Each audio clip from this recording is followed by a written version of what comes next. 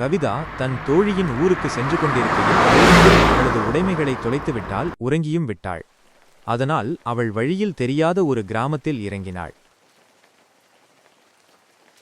இறங்கி அவளுக்கு என்ன செய்வது என்று தெரியாததால் தங்குவதற்கு இடத்தை தேடி அலைந்தால் அப்பொழுது ஒரு வீட்டை கண்டால் அங்கு சென்று உதவி கேட்க எண்ணினாள். அந்த வீட்டில் யாரும் இல்லை என்பதை புரிந்து கொண்டால் மிகவும் பழமையான வீடு. அந்த வீட்டில் அவளுக்கு அமானுஷ்யமான விஷயங்கள் தென்பட்டன. அவள் பயந்தால் இருப்பினும் அவளுக்கு வேறு இடம் இல்லாததால் இரவு அங்கேயே தங்க முடிவெடுத்தாள்.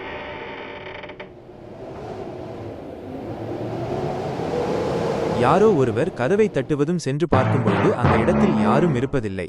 கனெக்ஷன் இல்லாத போன் ரிங் ஆகிறது. அதை எடுத்தால் எவரும் பேசுவதில்லை.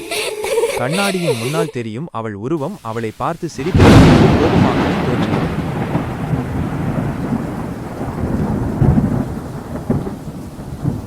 கண்ணாடியிலிருந்து வெளிவந்த உருவம் அவளை தொடுவது போல் தோன்றியது. அவள் மயக்கமடைந்தாள்.